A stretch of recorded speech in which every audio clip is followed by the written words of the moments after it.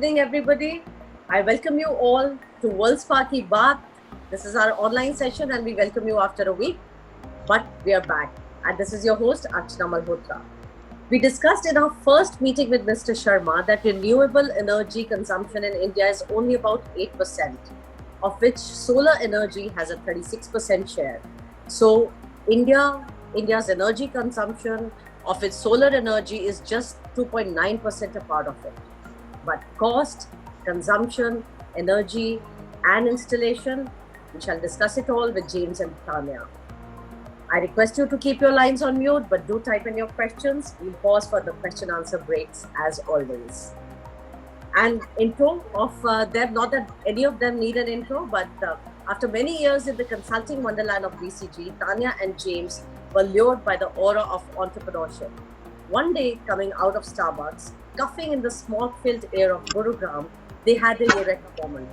They rushed back in, grabbed 2 more lattes, and together with their friend Anil Nair, wrote a business plan and Solar Arise was born. Can you mute yourselves, please? They drew a small box on the map of India and realized just filling that small box with solar panels was sufficient to power all of India.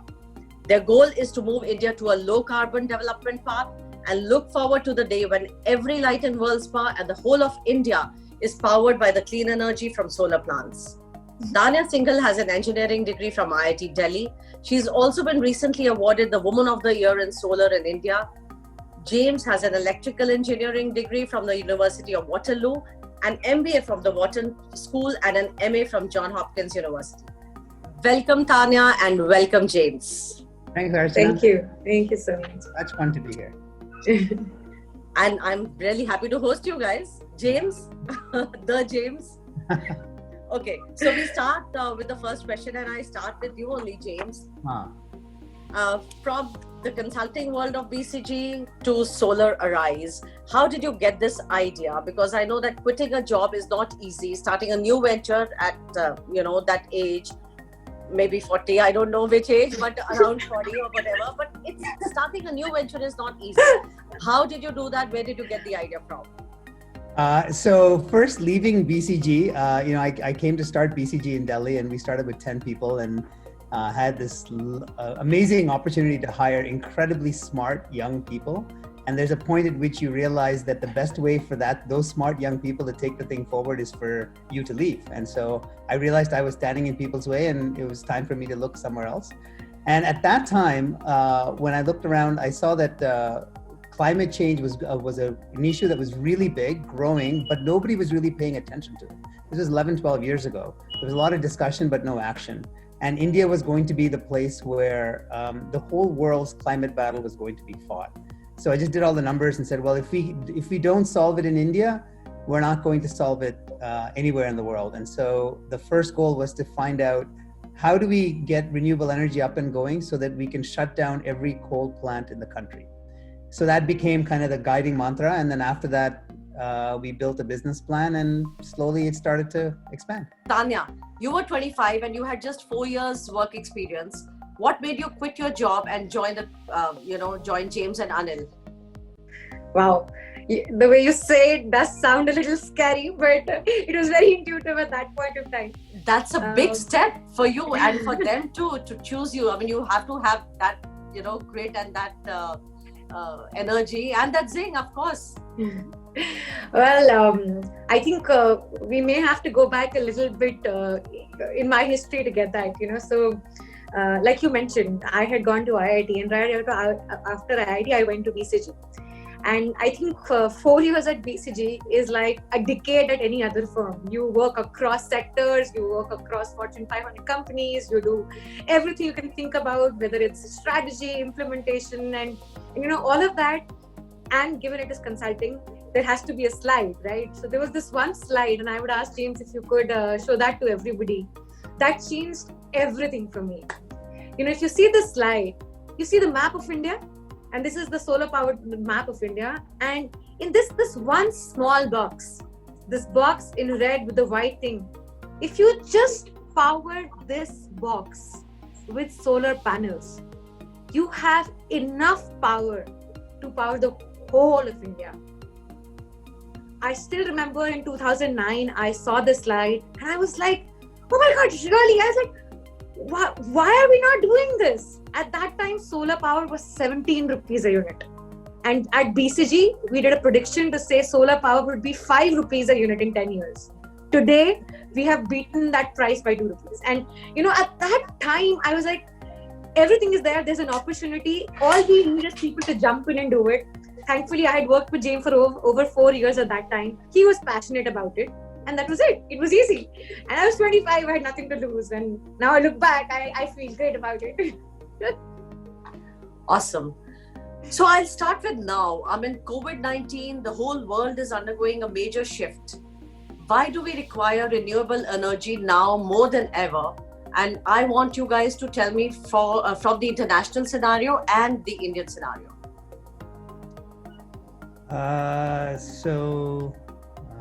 I guess I should take that. So for me, the reason we got into this, the reason I got into it was to be able to shut down every coal plant, and things have gotten worse, not better. What's so amazing in the last months, everybody is talking about how clean the environment is. How clean the skies are, how you can see the Himalayas, how you can see the stars at night. And we finally are appreciating how much damage we've been doing to the environment. And we're starting to realize how much faster we'll have to move on renewable energy, because I think we would like, our economy fully functioning, but we would also like to see the stars every night. So how do we get both working? And the only way to have both is to actually change our entire energy mix. 2/3 of the pollution in the air comes from our really bad energy sources. And until we shut down those coal plants, we're not going to see stars. So that's why I think what COVID-19 has really done is open all of our eyes to what is possible and what's necessary to get this done. True. So solar energy is the second most utilized source after wind power. And it's the most abundant source and the cheapest, of course. So considering India is also a tropical country, what's our government doing to promote it and, to support the industry, the policies, subsidies, etc.? Tanya, you want to talk about that? Actually, sure, I'll take that up. So, there is a massive push at the government level to do solar, but not because it is a good CSR solution right now. It is actually now an economically viable solution. And, there is policy in terms of whether we talk about large-scale parks so that solar power can directly be put into the grid and come into all our homes without us actually physically putting up panels, or whether that's policy in terms of having rooftop installations where we can have solar installed on roofs. So the early years, government had supported this sector in terms of giving a capital subsidy.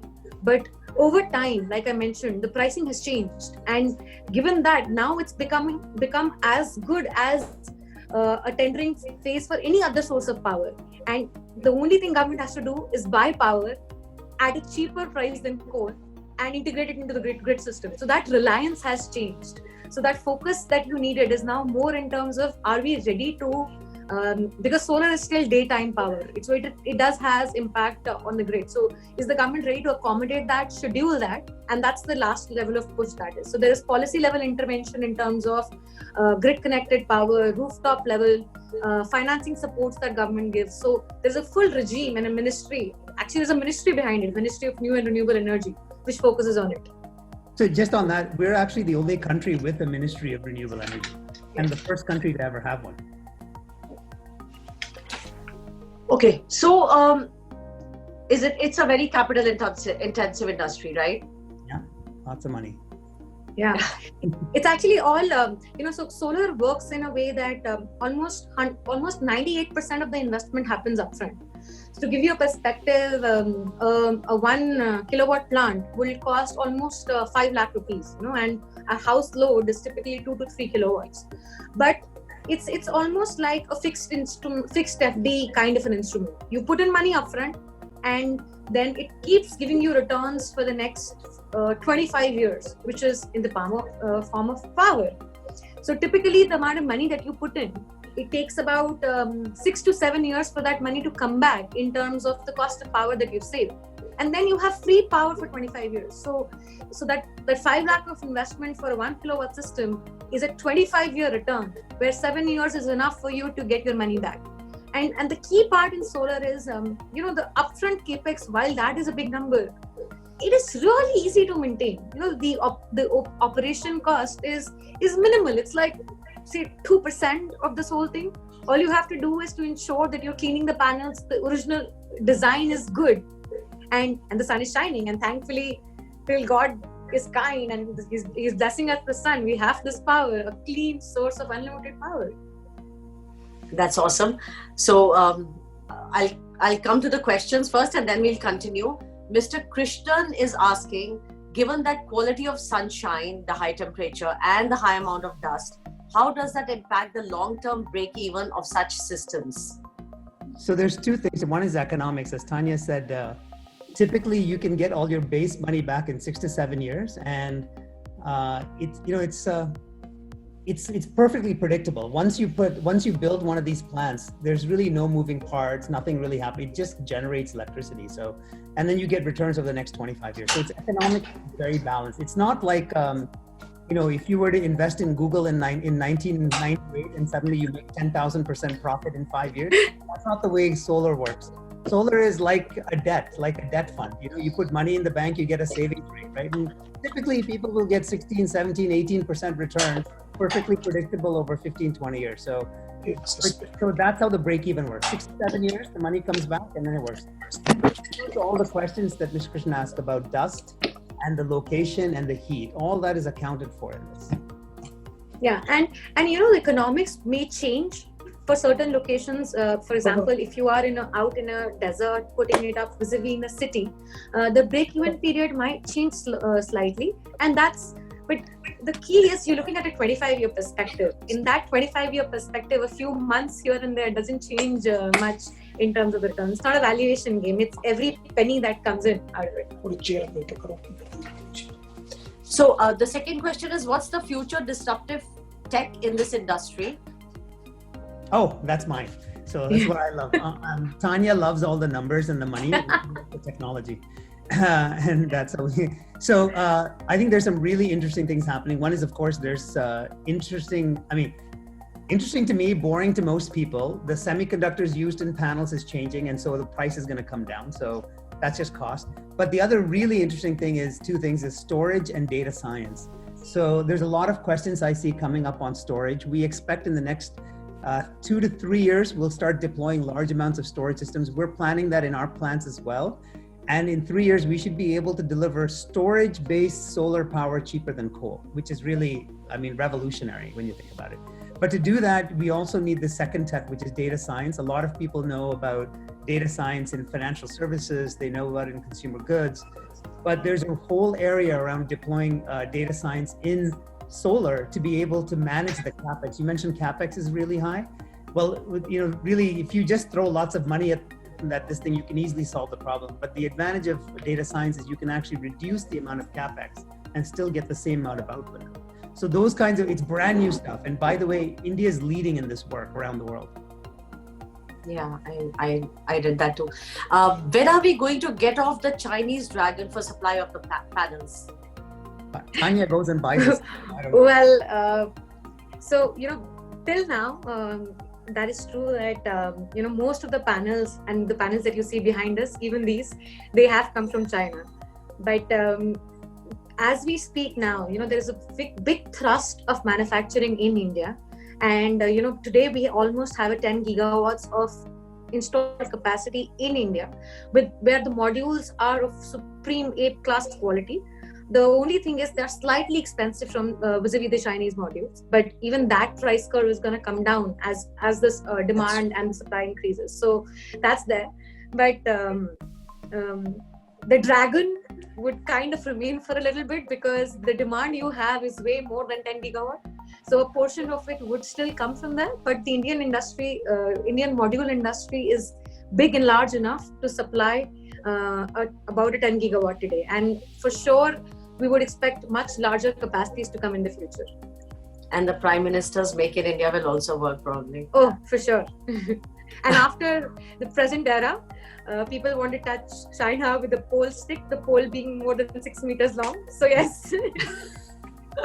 So Akash is asking you, how is solar better than wind energy in India? Is it location basis, flatlands versus the valley versus the coast? This is a technical question actually. So one is, of course, there are some parts that are better for wind than solar. Wind is always comes with lots of temperature changes, lots of monsoon areas. And so typically in those areas, solar doesn't work as well. But that doesn't matter. The real difference is in predictability. See, it's when the sun rises and when the sun sets, so you can predict how much solar power you can generate in a day. It's very hard to know and predict exactly when the wind is going to blow and how much you can generate. And so Tanya mentioned earlier, all of our plants, these are large plants, they get connected into the electrical grid. And so if you cannot predict how much your plant is going to generate, it creates problems in the grid. You get voltage fluctuations, your appliances blow up, and you get brownouts and blackouts. So the real difference is in predictability. And so far, because solar and wind has been a small part, it hasn't mattered. But in about a year or so, one of the requirements will be, we have to predict 24 hours in advance in exactly 15-minute increments how much we will actually generate. And that's much easier with solar. So when you look at integration with the grid, solar is just much easier to do. Yeah. So Gulraj is asking you, solar and wind are going to be game changers, of course, but what's happening on the battery and storage front? The issue is cost. So the tech has been developed, and the issue is cost. Our target is we need to get to $150 per kilowatt hour installed cost. And then I think we can deliver power really well. Today we're at about 1.5, 2 times that cost.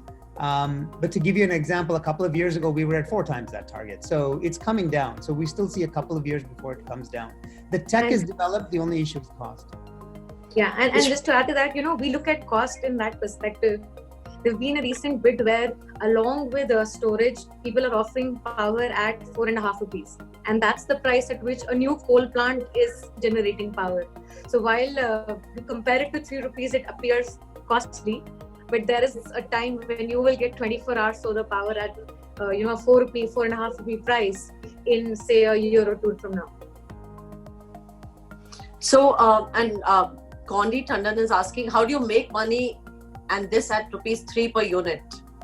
I'm sure there are government subsidies and government support, but the first, actually a great question. There is no government subsidy. The sector does not need a government subsidy. We are there full on to fight with any other power sector without any government subsidy support. The only support the government does, and thankfully, which also it does a lot of times, is to buy power and pay for the power that they've bought on time. And that's the least that solar needs. Mr. Goyal also asked the question that whether, if it's so cheap, what about subsidies? So there are actually no subsidies. And so, in fact, coal and oil gets more subsidies than anything that goes into solar and wind. So the question on making money, yes, we have raised millions of capital from overseas investors, and while everybody is doing it for the good of their hearts, they also want a good set of returns on it. And as James had mentioned before, this is not a super valuation game, but this will give returns of about 16 to 20% on a fixed income basis for investors. So it's more like a fixed income asset, like a debt instrument for investors. And people are doing this as it is an economically viable solution, which does make money. And unlike most businesses where the return curve is more steep, either you can lose all money or you can make mega returns. The curve for solar is slightly, more flatter. You will not, the worst in the downside, you will make, say, a single digit returns, but you'll never lose money. The base capital is always protected. Great. We want you to make money also so that you can fill in the box faster and we can all get that solar powered Welspar and solar powered India. So tell me something, we were talking about alternate sources of energy. How do you see a shift towards the EVs in the present scenario, the electric vehicles? Tech. So I think it's a great idea to shift to EVs, just because at least the cities will get less polluted, but it doesn't change the pollution level in India that much, because Today, as it is, your electricity is going to be coming from our existing grid with our existing coal-fired power plant. So an EV car effectively puts out as much pollution as a gas car just because it's drawing on on coal-powered electricity. But that's okay. We should still learn the habits of EVs, because once our grid moves away from coal, like I said, we want to shut down every coal plant. Once we shut it down and we run everything with solar, then your electricity is clean. And then being on EVs makes much more sense. So I think that it's great. It's great that we're starting the transition. It'll take several years before we're fully over, but once we are, it'll be at the same time that we'll have solar power everywhere. Let's come back to Solar Rise. So how do you reach your plant or plants? Oh, okay. Well, I can show that to you. So we have plants across India. We have plants in Telangana, we have plants in Maharashtra, we have plants in Karnataka, UP. I'm going to take you to one of them. So let's assume this is WorldSpa where we're sitting, and we go up in the sky, take a flight. I'm seeing how James gets to trace each one of us where we are going and what we are doing. Anyways. Exactly. Go up in the air. You can see our plants from the satellite. This is a real image from Google Earth. We go down, zoom in, going into Maharashtra. I'm taking to my side. This is our plant in Maharashtra. This is one portion, the south end of our plant in Maharashtra. Wow. So even in the COVID eras where you couldn't take flights right now, we tried to give you a little mimic of saying go up, go down, and here we come.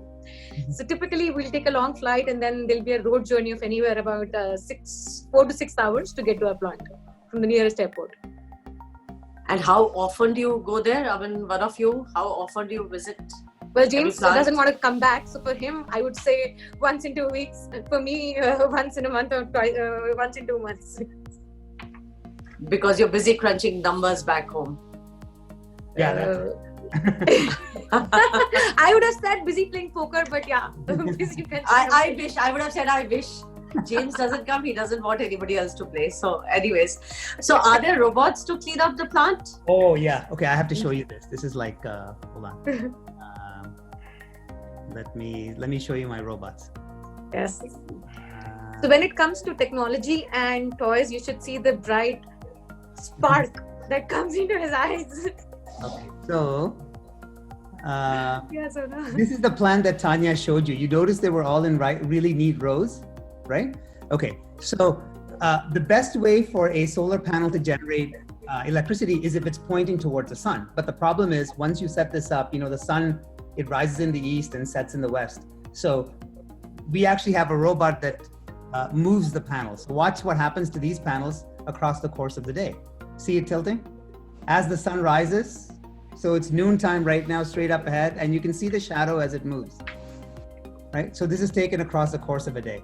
So it moves from east to west. This is one way that we use a set of arms and robots, and it actually looks at nighttime, it goes back to the other side, and then it resets. So it checks the time of day and it adjusts exactly based on where the position of the sun is.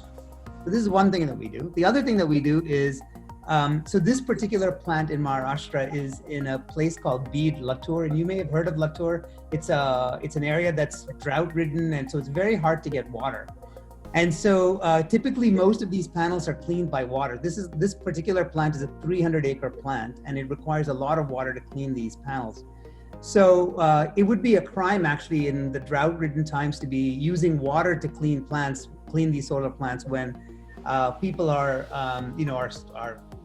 needing it for drinking. So we use this. This is a robot that actually cleans the panel, and it senses, and it's also run by solar energy. It has panels on there. It senses a gap, and it can actually go across the gap, and it knows exactly when it's ending, and it actually stops by itself. So somebody can go pick it up. So we use robots both for tilting as well as for cleaning. Yeah, and I'll just add to that, James mentioned this particular plant is 300 acres, so we may lose perspective aside. 300 acres is almost like 75 cricket fields put together. That's the kind of area we're talking about. In that area, it is all covered just with panels generating electricity. And this is just one 50 megawatt plant. Yeah, but you're not allowed You're not allowed to play cricket in our plants because it breaks the panels, and that's just not. So typically you lease out the land? No, we buy it. So we buy it. Yeah. You have both options, but we buy the land of the farmers, and we ensure that the area that we're buying is completely barren. And actually, I have a small. Oh, you took it out. Okay, fine.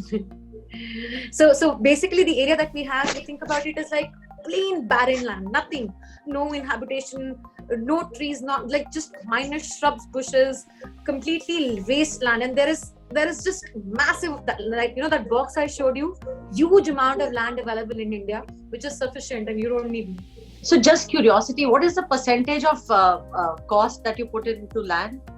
It's just 1.5% of the overall capex. Land is not the key here.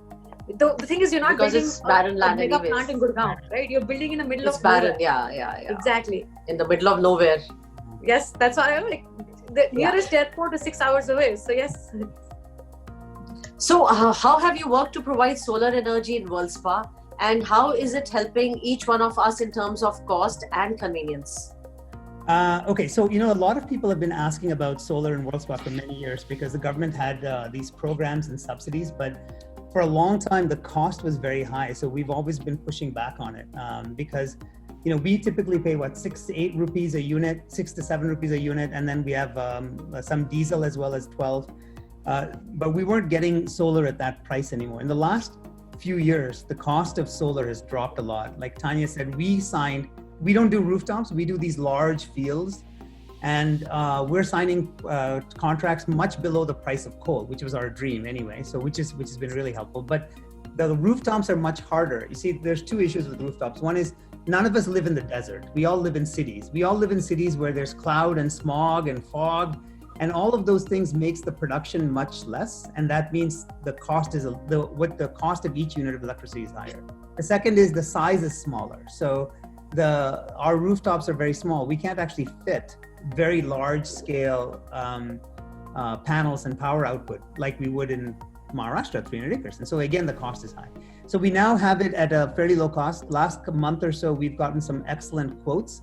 And we're hoping once this COVID situation is over and we can get the guys to travel, they'll come in and set it up. The idea is that we won't have to pay anything. We're hoping that this model works out. And instead, they will put it up and then sell the power to us.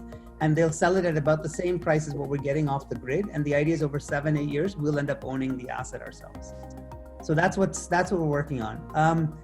We looked at the size of all of our roofs, and we think we can fit about 250 kilowatts. To give you an idea of what that is, that's the equivalent of, in WorldSpa, about 15 to 20 of our homes fully powered, which includes all of the ACs and all that stuff. But it's also all of our common areas completely taken care of. So that's what we'll be doing in the next little while.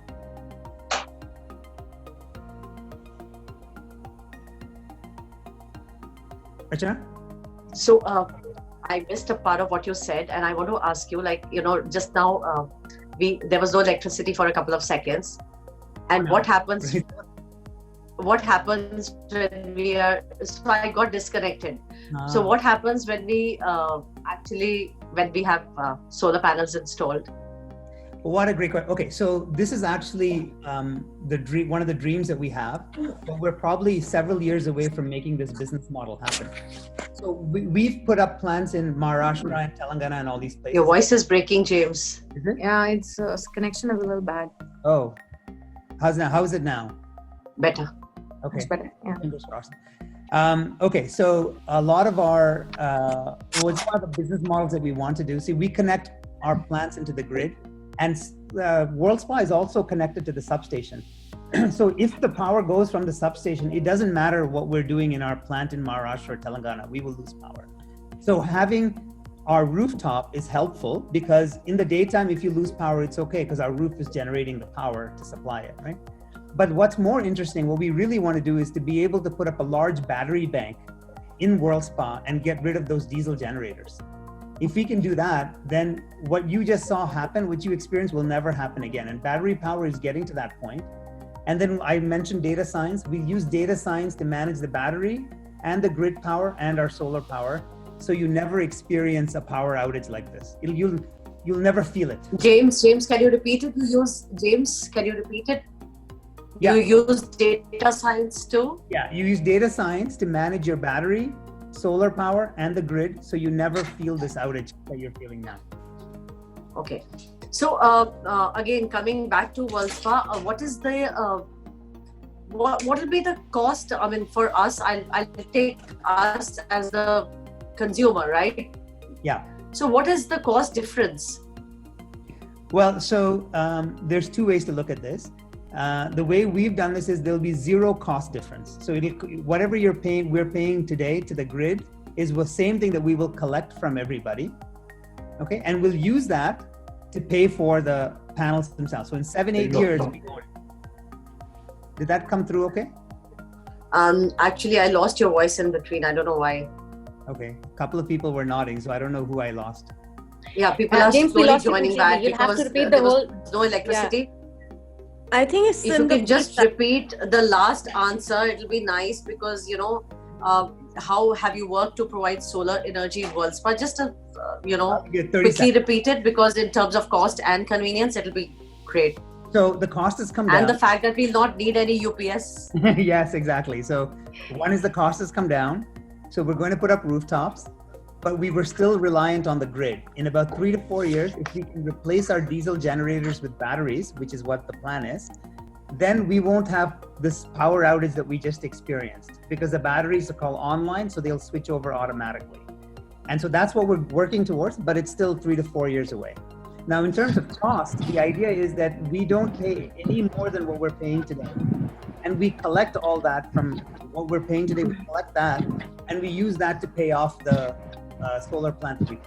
But then you break even in 5 to 7 years. After that, we have free electricity? After that, we own it. Exactly. And then the electricity is totally free. Totally free to WorldSpa. We'll have to figure out how to work out the cost and maintenance. everything. But James, how much is the 250 kilowatt of our total consumption? It's about 5%. Only 5%. Yeah, it's only 5%. Okay. So what we are discussing, that concession would be available after 8 years on 5% only. Exactly. Because our rooftop is very small. So is the solar rooftop the only way to go solar, James? Well, it is today. There's two other things people can do at home. One is all of you, I forgot to bring this with me. I was going to show you. All of you have phones, right? Cell phones that we charge regularly, right? So you can buy a solar charger and leave it outside on your balcony and you'll get free charging for your cell phones. That's one of the fastest, easiest way to go solar. But the really interesting thing that we'd like to do is we'd like to sell power from our plant in Maharashtra that Tanya showed you. We'd like to sell that directly to WorldSpa. So that but then you can never have 100% self-owned WorldSpa power backup. I didn't understand that question. Because like you said, only 5%. Can we wait for the question answers? Can we ask him to finish first and then wait for the question answers, please? The future model is like today we buy power from the grid, from the government, and we can supplement it with whatever we put on our roof. So we put 5%. I think somebody asked me how much is it? It's 5%. So the rest of it we would still have to buy from the grid. There's an amendment to the act coming where we can choose who we can buy the power from. So like we can choose Airtel and Vodafone or whoever else for our cell phone service, we can choose the same thing for electricity. And you can choose to buy it from NTPC, which is a thermal, or you can choose to buy it from a solar plant.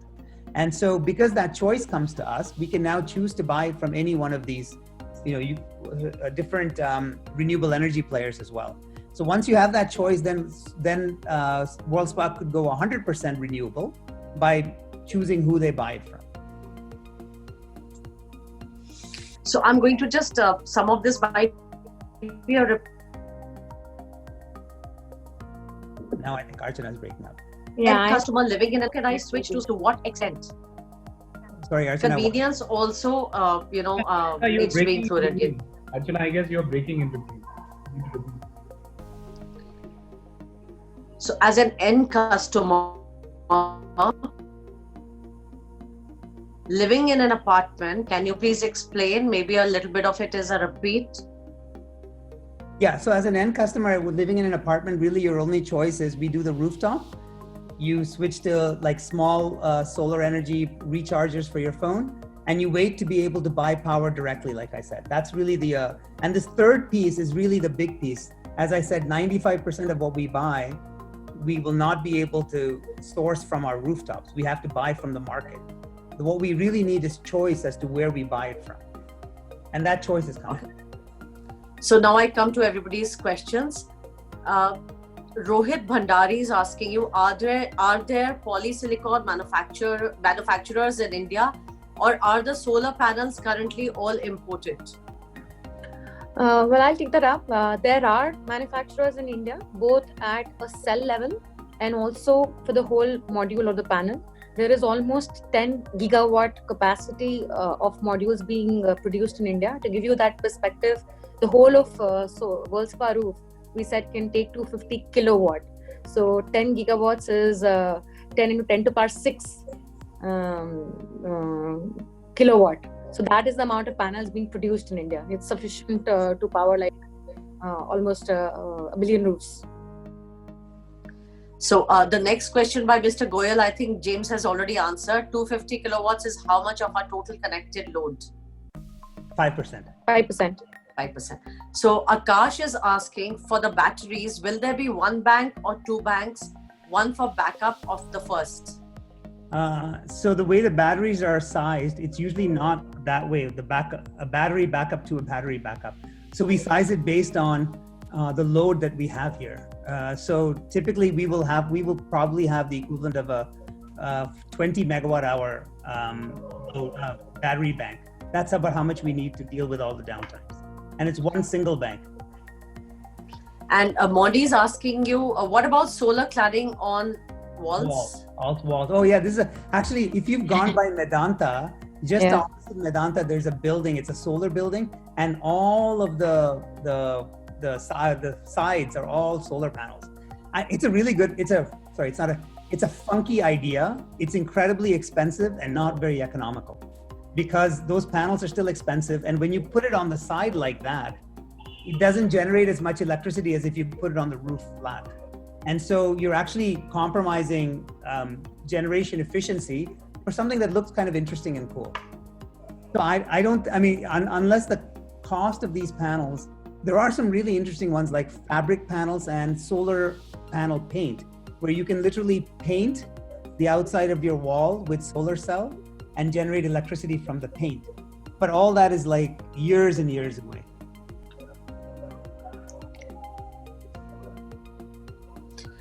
Mr. Caprihan is asking, when and if will we see proliferation of domestic solar system?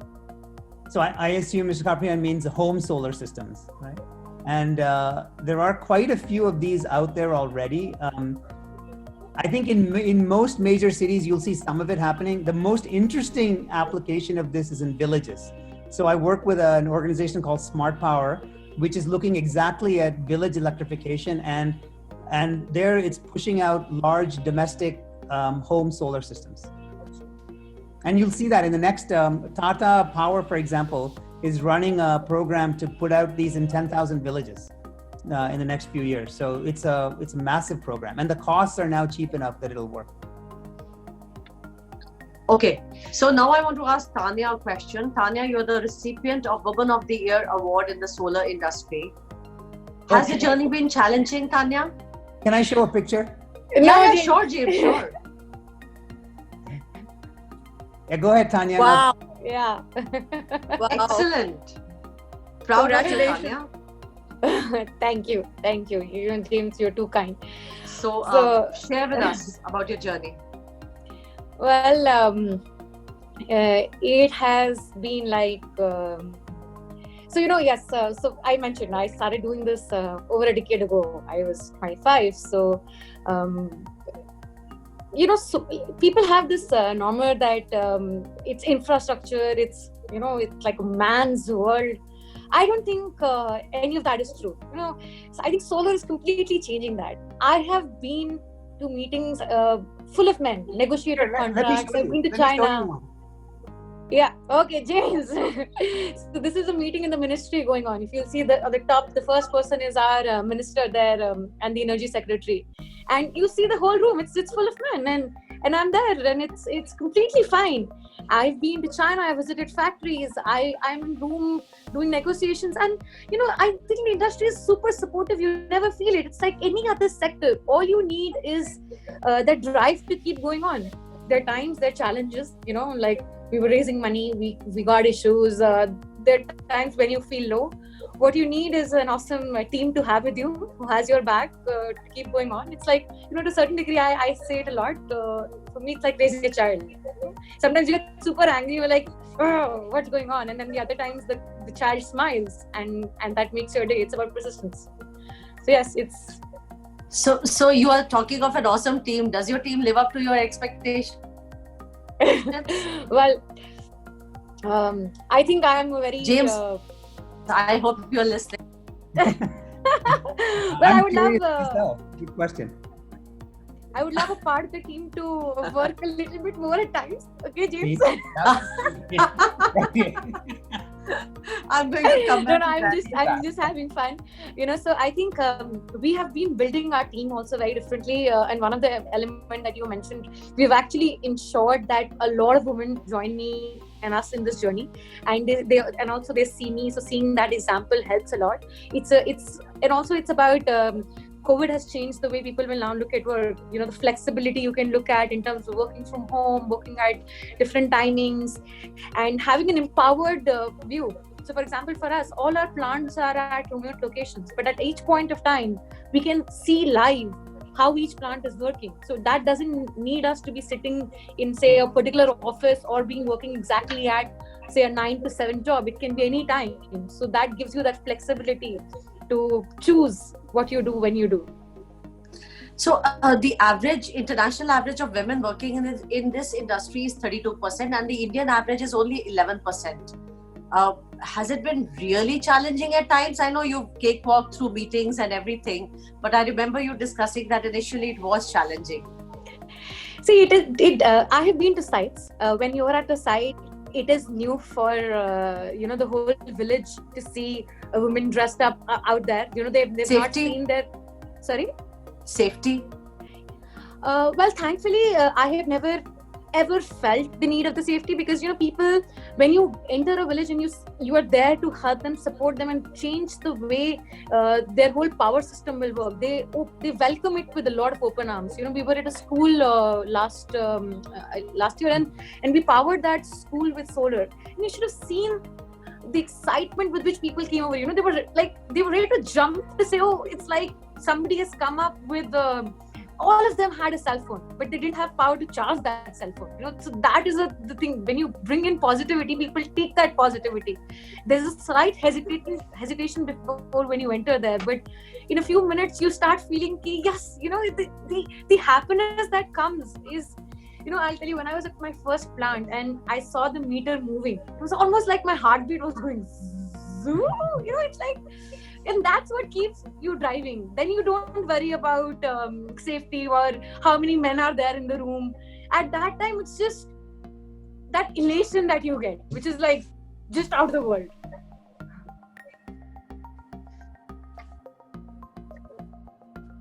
I know you Did I lose you guys? Yeah, I know. We heard you. That was really good. Okay. I think Yeah.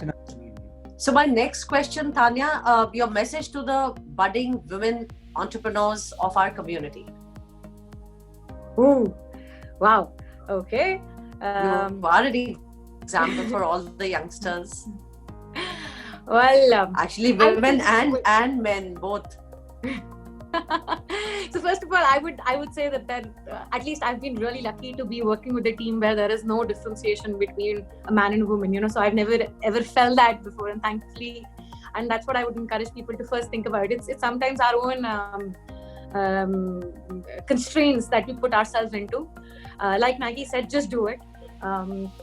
You have to believe in it. You will. It's like that time when there'll be downs, but then the up will come. You have to keep going. It's about persistence. It's about believing in something. I believed in it 10 years ago, and today I stand here and I feel proud that I've been able to power homes, through power of my plant.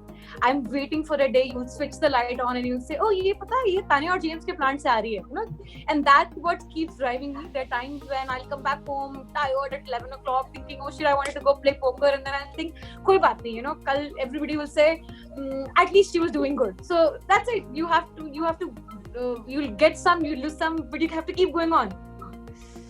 No, we'll always keep complaining, but as always, we'll keep backing you up and wishing you all the best and wait for the solar supply, the 100%. So what's your mantra for happiness through stressful times? Oh, mantra for happiness through stressful times. Well, I would have said alcohol, but I know, yeah, exactly. I was going to say that. I know a couple of things, but apart from that. I would say, specifically at work, I would say team. The number of hours I sit in James' cabin and I just keep yapping, and I think part of the time it just smooth me out is the key. I think it has to be a place which is not work. Like, we party together, we work together.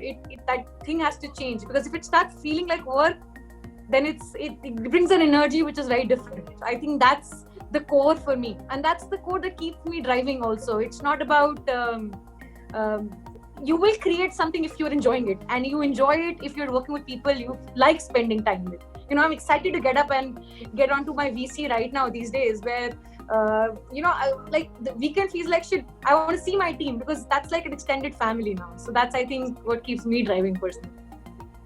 So everybody's wishing you and James all the best, and Rajiv is also saying, I'm sure James would be more than happy to work harder the day you start authoring the lockdown rules. Yeah. I'm sure. Before we come to James, there's another question there. Ajay is asking you, how can farmers use their surplus land for solar power generation and selling it? So there are farmers that do that. Yes, That's a great question. Especially, farmers are leasing their land. And the advantage of the lease is now from that land, they're getting money every year. And sometimes the amount of money they get every year out of the lease is sometimes equivalent to what they might have gotten if they were to till the land and actually make food out of it. So that's the best way that farmers will try and lease, will go through the lease model. But that's very few. Most farmers nowadays are selling because their kids are moving away, and most of their land now, there's some good farmland that, because of climate change, has become barren, and these farmers have fallen into subsistence. So they make money now by being able to shift into a different place. Akash is asking you, is it true that with the abundance availability of rice hay, which is burnt off every crop, power generation using boilers with them is cheaper? Okay, so whenever you have a boiler, and using rice crop and everything, first of all, the size is small, and the second is it is actually more expensive than solar power today, because solar power is so cheap. We sell power under 3 rupees, which is like, it's really, really cheap. However, taking rice hay and generating power out of it instead of burning it is still the best thing to do, because whenever you burn it, there's other costs involved. There's environmental costs, there's health costs. If you compare all of that, certainly converting it to power is the best way to go. But that's like a whole other discussion to have on how to do it. So James, you work in the solar industry, you dedicate so much time for all of us here in WorldSpa, and you're extremely passionate about your Aspen India Leadership Program. It's simply amazing, awesome. And you can work less with solar arise. I'm sure Archana, you've cut out a bit. Tanya and Anil will manage. So, so I said that you can keep taking care of WorldSpa and the Aspen India program. Tanya, I'm sure they'll be happy to keep working. Right. Yes, but now I want you to share about Aspen India Leadership Program for high school kids and your message for the young and not so young friends of the community. Wow. Okay. That's a lot. So very quickly, I'm part of the Aspen Institute, which is a values-based leadership institute out of the US. and I do a lot of programs and stuff, fellowships. And one of the things that we launched in India is a really cool program for teenagers.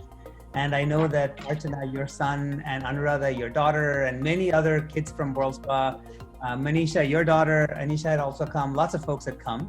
And we have 72 kids from all over India, so which is pretty amazing. And they're kids from all walks of life, from all economic strata, and we get to spend 2 weeks with them up in a camp against the River Ganga, and we cover a whole bunch of different ideas. The whole concept of the Aspen leadership program is to find the values with which you want to lead, recognize them, understand them, and then become more confident about those values. And so we take these two kids away for 2 weeks, away from their home environment, and we create an environment where they can actually explore their own values and come out as completely different people. I'm sure most of your kids who've come, they come back, they're more confident about the way they talk, they understand, they're more tolerant of points of view that are different than theirs. That's one of the things that they learn how to do. They're able to stand strong on their own value system without necessarily putting somebody else's value system to shame. And so that's what the program's really are. It's one of the most amazing 2 weeks that I love to spend every year. I get to do that because Tanya and Anil do all the hard work, and they can sit here and complain, and they give me the freedom to go do this. Yes. The program involves values, it involves outdoor sports, it involves theater, communication skills. We explore values using all of these things. And one of the core parts of the program, which, you know, when the kids first sign up for it and they first see it, they always hate their parents for signing up, is they have to do 100 pages of reading. 100 pages of reading for a summer vacation program. And it's very dense. It's Plato and Hobbes and, you know, Ambedkar and, you know, Mahabharata, and it's really deep philosophy. And it's, a lot of parents ask me, are you sure my kids can understand this? And then they come back after 2 weeks and they're teaching their parents. So it's one of my favorite things to do. Okay, James, your message for the young friends. Message for the young friends. What can I, you know, I'm one of the things I've learned spending 2 weeks with these kids is they are actually well set. I don't think there's anything I can tell them that they need to learn. I think one of the things I've learned from them, and one of the things that I keep that always reminds me is, it doesn't matter what the measures of success that most people have in the world. What matters is the measures of success you have set for yourself. And these kids really understand this. I know that they have to get their exams done, they have to write boards, they have to, you know, apply for schools, and all that pressure is there. But when you sift through all that, they say, you know, that's important for that person, but I have a different measure of success. Having your own measure of success, it's an amazing lesson, these kids. And these kids know it. They should teach us that, actually. That's true. And your message to the not so young friends? After all, you broke barriers and you started a venture, and you know that calls for a lot of guts. Yeah, I guess. Don't look like it was ages back. It wasn't. Okay, I do have two things I want to say. One, okay, this is actually, okay, now that I reflect on it, because some people ask me this question often. I think it's important in the middle part of your career to have a number. And by a number, I mean, I need this much wealth to be able to take care of myself, my family, and not like a big number, because you can have a big number and that's just stupid, because you know, we don't need that much money. We only need enough to take care of our responsibilities. And you have to write this number down kind of mid part in your career. And once you get there, you have to walk away. And I think the problem that most of us do is the number keeps changing every year because it's never enough. And that's really a bad thing because it's more than we need. And then the other thing is you don't walk away. So I had this luxury to be able to say, hey, I don't have to worry about responsibilities. I can just do what I want. But it was able to say, this is it. So if that's helpful.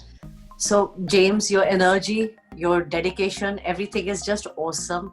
And you know how you are with kids, your patience is amazing, out of the world patience. Tell me your mantra for happiness. Share with everybody. I think one thing it's funny, I learn something new every day. One of the things I'm telling myself now is people who disagree with you are the best teachers. and and by that I don't mean just out of respect. I mean actually, it's important to listen to things that are different than what you believe and accept. So and that's made me happy because it has always kept me open to things. Also, a nice glass. I'm sure Reena's listening. A nice glass of wine also helps, by the way. Yes. We'll remember to tell that to Ina, but now we are coming to the end of our session and we are pretty much in time. It's almost 8 o'clock. Thank you everybody for taking out time to attend this session, and thank you very much James and Tanya.